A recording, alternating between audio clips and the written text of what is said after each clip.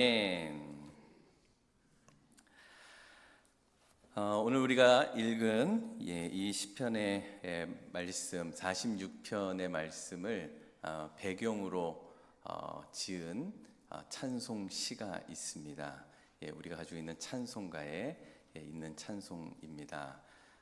종교 개혁자인 마틴 루터가 이 시를 지었는데요. 혹시 뭔지 아십니까?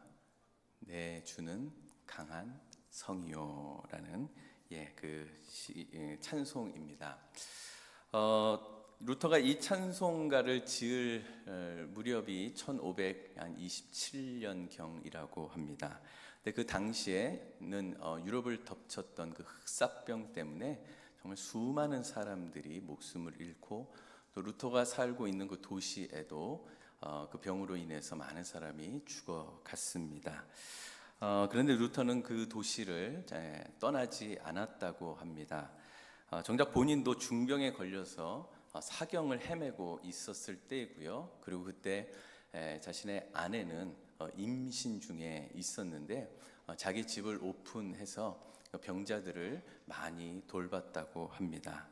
그 와중에 이제 자기 딸이 태어났는데 8개월 만에 그 딸이 세상을 떠나게 됩니다. 굉장히 큰 아픔을 겪어야 했죠.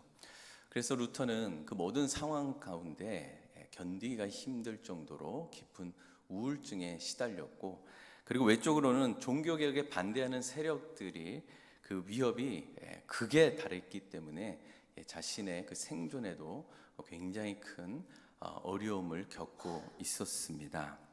굉장히 절박한 상황에 빠져 있었죠. 그때 이 마틴 루터가 붙잡았던 말씀이 46편의 말씀입니다. 46편 1절을 이렇게 말씀하죠. 하나님은 우리의 피난처시요 힘이시니 환난 중에 만날 큰 도움이시라. 이 말씀으로 루터가 찬송을 지었습니다. 내 주는 강한 성이요 방패와 병기 되시니 큰 환난에서 우리를 구하여 내시리로다. 루터가요, 자신의 그 어려운 상황 속에서도 내 주는 나의 강한 성이다 라고 이 찬송시를 쓸 수 있었던 것은 루터가 태어날 때부터 어떤 강인함을 가지고 있었기 때문이 아닙니다. 세상이 흔들리고 모든 상황이 다 끝날 것 같은 그런 상황 속에서도 하나님만이 오직 나의 유일한 피난처 되심을 그 상황 속에서 절실하게 깨달았기 때문에 이 내 주는 강한 성이요 자신의 손에서 이 글을 쓸 수가 있게 됐습니다. 우리 지난 2주간 말씀을 통해서 나라는 존재가 얼마나 깨지기 쉬운 존재인지, 그래서 또 지난주에는 변하지 않는 영원한 반석이신 주님 그 말씀 위에 우리가 서 있어야 된다라는 말씀을 함께 나눴습니다. 근데 여러분, 솔직하게 여러분 나 자신을 한번 생각해 보십시오. 우리 머리로는 다 압니다. 하나님이 나의 반석이시지, 하나님이 나를 도와주시지, 하나님이 나의 힘이 되어주시지. 아멘이시죠? 안 한 사람은 속으로 한 걸로 알겠습니다. 우리 다 아멘하고 받아들여요. 그런데 왜 아직까지 여전히 나의 이 마음이 불안하고 또한 복잡하고 어지럽고 혼란스러운 걸까요? 밤만 되면 눈을 감고 그냥 잠들었으면 좋겠는데 그 불안한 그 생각들이 꼬리에 꼬리를 물고 찾아와서 왜 이렇게 나의 잠을 설치게 만들고 밤잠을 이루지 못하게 할까요? 아침에 눈을 뜨면 잘 잤다, 개운하다, 그런 느낌보다 어떻게 설명할 수 없는 그냥 꽉 막힌 무언가가 자꾸만 내 마음 가슴 속을 이렇게 꽉 짓누르고 있는 걸까요? 우리가 반석 위에 서 있다, 주님이 나를 붙들어 주신다라고 말하고 알면서도 여전히 내 마음에는, 내 내면 속에는 이 전쟁이 끊이지 않는 그런 이유가 있습니다. 그것은 우리가 하나님을 믿는다고 그렇게 말하면서도 여전히 내 안에 있는 옛 자아에 너무나 깊이 몰입하고 있기 때문입니다. 여전히 내가 중요한 거예요. 모든 판단이 내 생각과 감정에서부터 늘 시작하는 거예요. 내 생각에 파묻혀 있어요. 그리고 나 자신만 생각하고 쳐다봐요. 그건 내 앞날만 걱정하게 되는 거죠.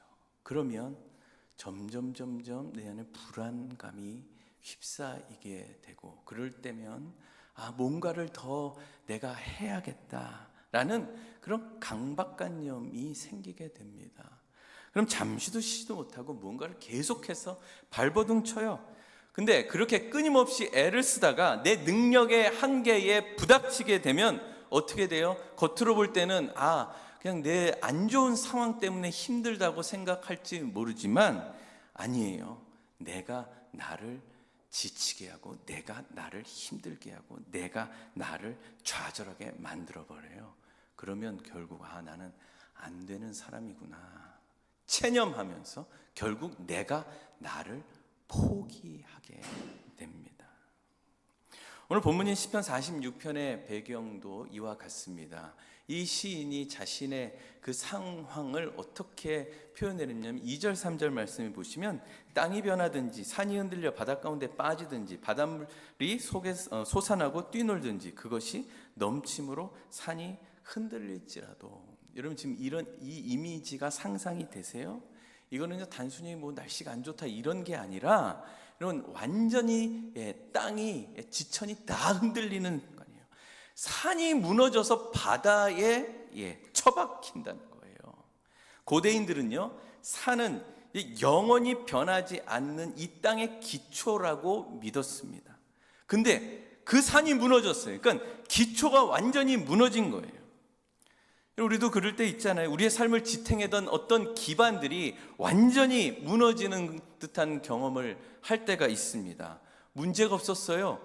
난 건강한 줄 알았어요. 그런데 건강에 심각한 문제가 생겨버립니다. 평생을 바쳐서 일고 왔던 그 나의 그 어떤 그 사업, 어떤 직장, 그 어떤 것들, 그것이 송두리째 흔들립니다. 자녀의 문제, 여러분 더 이상 내가 통제를 할 수가 없어요. 여러분 이럴 때 마치 땅이 꺼지고 산이 무너진 것 같은 그런 두려움을 우리가 경험하게 됩니다. 이러한 상황이 오면은 여러분 우리는 바짝 긴장을 하게 돼서 무언가를 막 꽉 붙잡으려고 그래요. 왜요? 쓸려가지 않기 위해서, 떨어지지 않기 위해서, 넘어지지 않기 위해서, 죽지 않으려고 정신을 바짝 차리자면 난 죽는구나 해가지고 뭔가를 꽉 붙들어요. 어떤 전투태세를 갖는 거죠. 근데요, 이렇게 산이 무너지고 바다가 흉흉하는 이런 전쟁통과 같은 이런 상황 속에서 하나님이 너무나도 뜻밖의 말씀으로 우리에게 명령을 하시는 거예요. 그게 오늘 읽은 말씀 10절이에요. 이르시기를 너희는 가만히 있어 내가 하나님 됨을 알지어다. 여러분 이 말씀이 어떻게 들리세요? 혹시 좀 이렇게 반발심이 생기지 않아요? 저항이 생기지 않아요? 하나님 지금 내 상황이 어떤지 안 보이십니까? 내가 지금 죽을 것 같은데, 땅이 흔들리고 적들이 쳐들어오는데 가만히 있으라니요, 아무것도 하지 말라니요. 내가 손을 놓고 있으면 내 가족은 어떻게 살려먹습니까? 내 생명 어떻게 합니까? 너무 무책임한 말씀처럼 우리가 들립니다. 그럼 왜 하나님은 지금 그런 상황 속에서 너희는 가만히 있어라 라고 명령을 하실까요? 가만히 있으란 말은 뭐예요? 아무것도 하지 말라는 것처럼 들리잖아요. 하지만 이 가만히 있으라의 이 원어의 뜻을 알면 하나님이 왜 이런 명령을 하시는지 우리가 알게 됩니다. 이 가만히 있으라는 이 히브리 단어는 라파라는 단어입니다. 어디서 많이 들어봤죠? 어디서 들어봤죠? 예, 여호와 라파. 예. 근데 그 라파와 이 라파는 다른 라파입니다. 여호와 라파는 예, 치료하다, 고치다 이런 뜻의 라파고요. 여기서 46편에 가만히 있어의 라파는 어떤 뜻이냐면 힘을 풀다. 꽉 쥐고 있던 것을 놓다, 늘어뜨리다 라는 뜻이에요. 이게 가만히 있어요. 그러면 10절의 명령을 어떻게 우리가 해석할 수 있죠? 너희가 지금 꽉 붙잡고 있는 것을 어떻게 하라고요? 예, 놔라. 지금 붙잡고 있는 그 손을 풀어라. 이게 가만히 있어라. 전쟁터에 무기를 꽉 쥐고 있어야 되잖아요. 근데 그 무기를 놓으라는 거예요. 제가 대학생 때 중고등부 교사였는데요. 여름에 여름 수련회를 아이들과 함께 갔습니다. 점심을 먹고 이제 물놀이를 하러 이제 계곡을 갔어요. 근데 이제 놀 장소는요, 뭐 물살도 거의 없고요. 그리고 안전한 그런 물놀이 할 수 있는 곳입니다. 거기서 이제 아이들하고 이제 막 물놀이를 했어요. 아이들이 저를 이제 막 빠뜨리게 하려고 막 이렇게 장난치고 해서 제가 이제 막 수영을 막 해서 도망치고. 제가 수영을 했다니까 왜 안 믿는 눈치입니까? 저 수영합니다. 어떤 보여드릴 수가 없네. 네, 수영을 해서 이제 멀리 떨어져서 이제 제가 이제 물 밖에 딱 올라왔어요. 그런데 이제 아이들이 있는 데를 보니까 그 가운데에 한 친구가 막 허우적거리고 있는 거예요. 허우적거리고. 근데 그 친구는 중학교 1학년이었는데 그때 저보다 키가 컸어요. 뭐 지금 제 키보다 더 큰 거예요. 그리고 덩치도 있었어요. 근데 걔가 막 허우적거리는 거예요. 근데 주변에 있는 다른 친구들은 걔가 이렇게 허우적거리는 게 장난치는 줄 알고 있었던 거예요. 왜냐면 자기들보다 훨씬 더 큰 애가 또 몸집도 더 이렇게 있는데 막 이러고 있으니까 장난치고 있는 줄 안 거예요. 근데 제가 보니까 물에 빠진 거예요. 그래서 제가 이제 급하게 다시 들어가서 그 아이 앞에 딱 이제 구하려고 딱 고개를 드는 순간 그 아이가 저를 보자마자 저를 붙들고 막 살겠다고 뭐 팔을 붙들고 뭐 목을 붙들고 뭐 옷을 붙들고 막 계속해서 허우적거리는 거예요. 제가 이제 그 힘을 당해낼 수가 없는 거예요. 그래가지고 이제 막 계속해서 끌어달려고 하는데 안 됐는데 그때 때마침 어떤 다른 분이 아저씨가 들어오셔서 그 아이 뒤편에 가서 그 아이를 붙잡고 그 귀에다 아주 큰 소리로 야! 힘 빼! 다리를 올려! 그러면서 이제 그 아이가 이제 힘을 빼고 다리를 올리고 해가지고 저와 같이 이제 아이를 물 밖으로 이제 빼냈습니다. 제가 딱 물 밖에 나왔을 때 제가 이제 면티를 입고 있었거든요. 면티가 이렇게 됐어요. 그리고 여기는 막 핥히고 상처가 다 나고. 근데 그 구해주셨던 분이 저한테 이런 말씀을 하시더라고요. 물에서 사람을 건질 때 앞에서 하면 같이 죽는다. 뒤에서 해야 되는데 그것도 힘이 빠질 때까지 기다려야 된다. 어떨 때는 기절을 시켜서라도 힘을 빼게 해야 그래야 건져낼 수 있다고 이야기합니다. 여러분 오늘 본문 말씀에 가만히 있어라는 것은 네 목숨을 포기해라 이런 뜻이 아닙니다. 정반대예요. 물에 빠진 사람이 힘을 빼고 몸을 늘어뜨리는 것, 이게 바로 가만히 있는 거예요.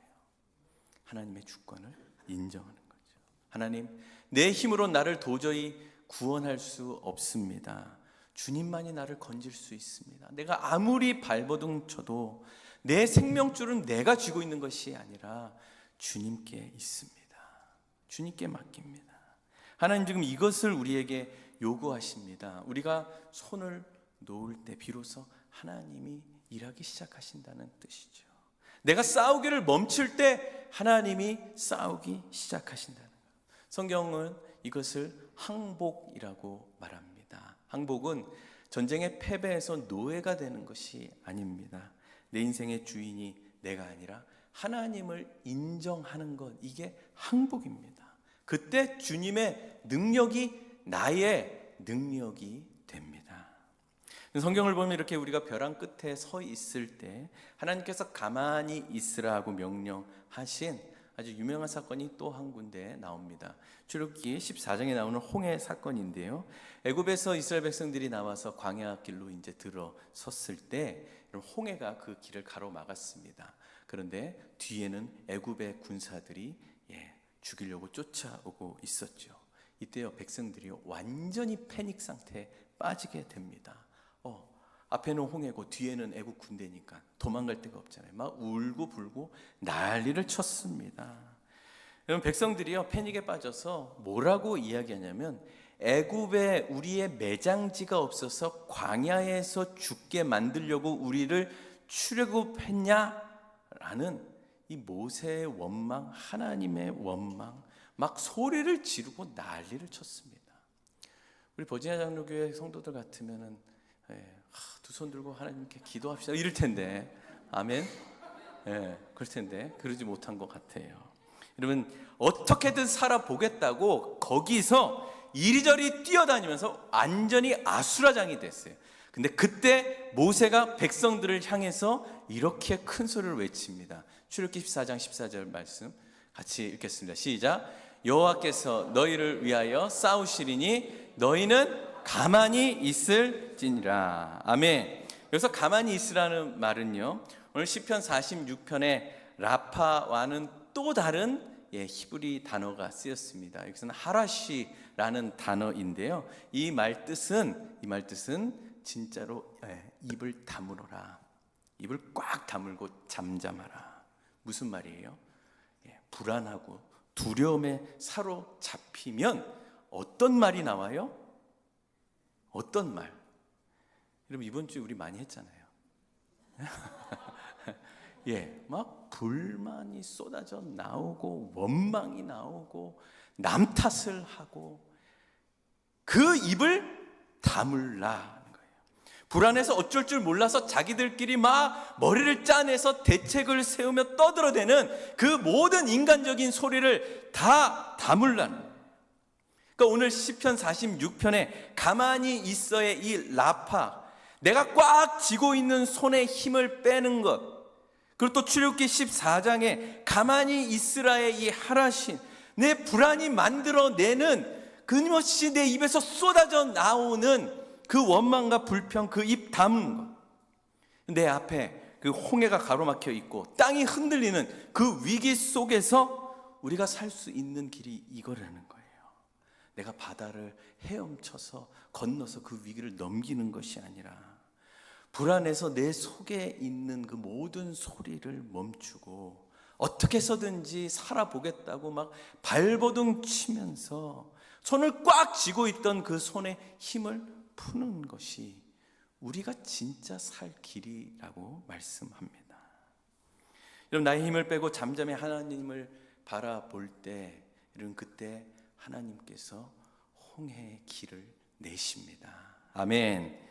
시편 기자가요 이 비밀을 깨달았어요. 시인도요 그런 상황 속에서 여러분 자기의 영혼을 향해 하나님 말씀하시는 음성을 바로 듣지를 못했어요. 그래서 뭐 한 거예요? 아둥바둥 살아보겠다고 막 노력을 하고 힘쓰고 애써 보겠죠. 대책을 뭐 간구해 보겠다고 이 사람 저 사람 소리를 듣고 뭐 여러 가지 나의 그런 경험들을 또 막 짜내면서 그렇게 애를 썼었지요. 그런데 이제 하나님 음성을 들은 겁니다. 가만히 있어. 내가 하나님이다. 이 음성을 듣는 순간 내가 이렇게 밤잠을 설치며 뜬으로 고민한다고 해서 내일 닥칠 그 위기를 내가 막을 수 있는 게 아니구나.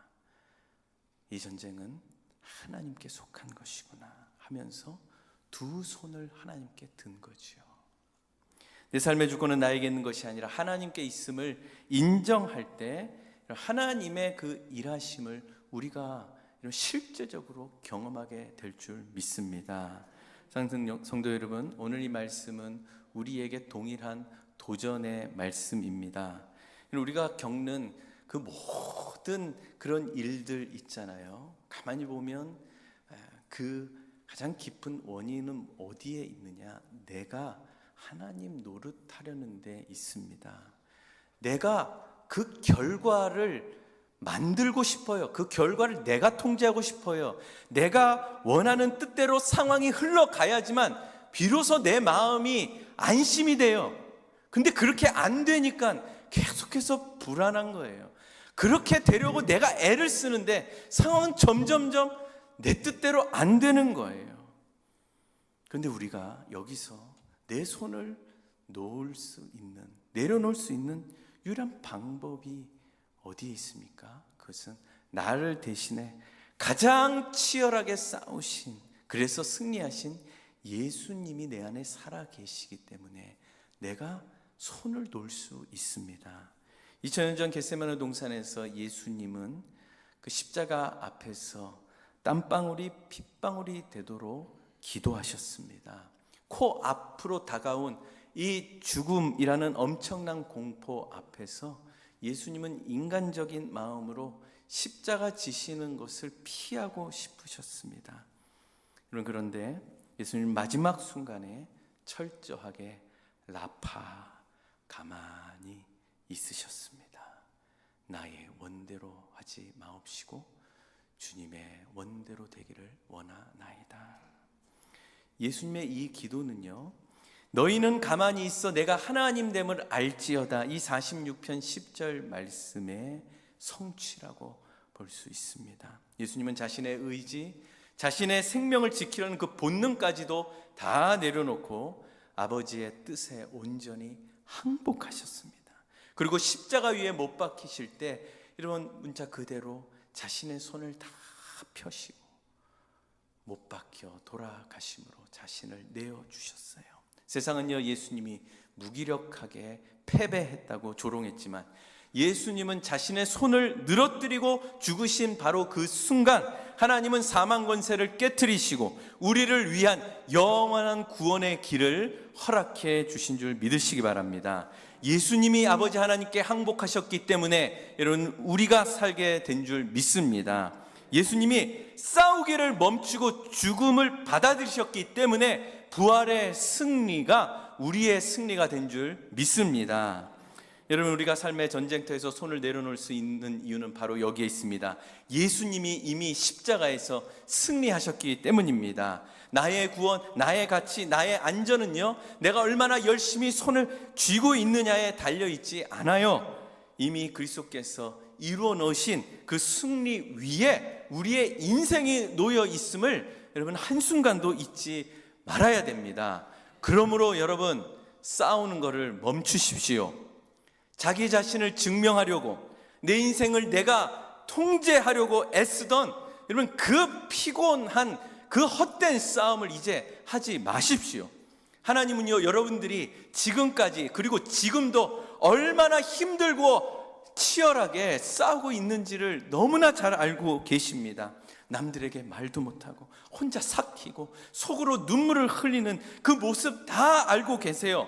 그런데 하나님은 여러분들이 혼자 그 짐을 지고 살아가는 것을 원치 않으세요. 그래서 말씀하시는 거예요. 너희는 가만히 있어라. 이것은 하나님이 우리를 부르시는 사랑의 초대입니다.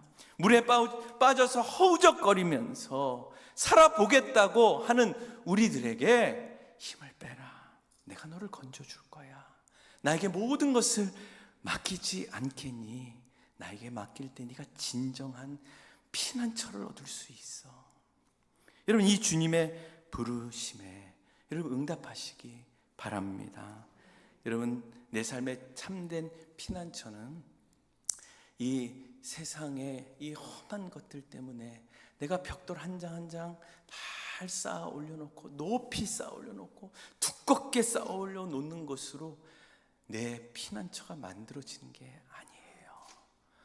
여러분, 땅이 한번 흔들리면 다 무너집니다. 우리의 진짜 피난처는요, 내가 싸움하기를 멈추고 오직 그리스도의 십자가의 승리가 이미 나의 승리가 된 것을 믿으면서 내 손에 들어간 그 힘을 뺄 때 주어지는 은혜의 선물이 하나님의 피난처입니다. 여러분, 우리는 왜 이렇게 나 자신에게 집중하는 것을 멈추지 못할까요? 우리는 그리스도인입니다. 그리스도인은 영적인 삶을 사는 존재입니다. 영적인 삶이 뭡니까? 그게 뭐예요? 하나님을 바라보는 삶이 영적인 삶이에요. 여러분, 이제 여러분 자신 들여다보는 그 일을 이제 그만하십시오. 그리고 그 시간에 우리 주님을 바라보십시오. 여러분, 주님을 바라볼 때 우린 정말로 영적인 삶을 살 수 있습니다. 여러분, 우리에게 진짜 문제는 무엇인지 아십니까?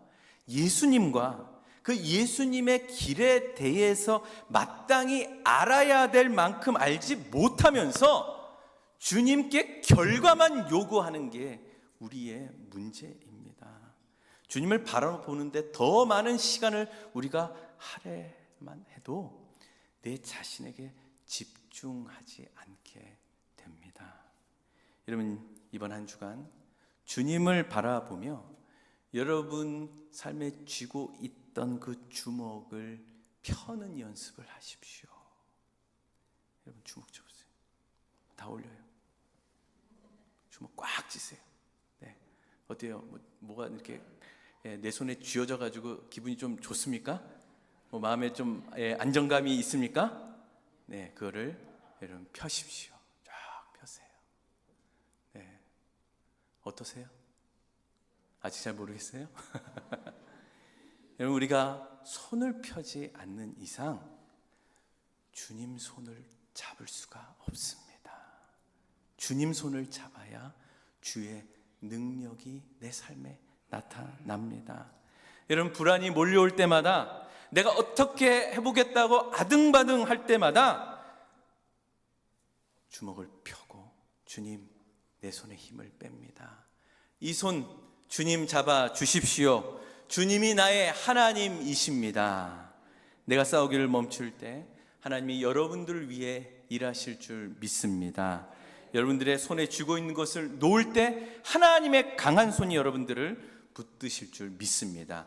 이것이 성도가 누리는 특권 중에 특권입니다. 이 놀라운 은혜가 여러분들의 삶을 가득 덮기를 주님의 이름으로 간절히 축원합니다.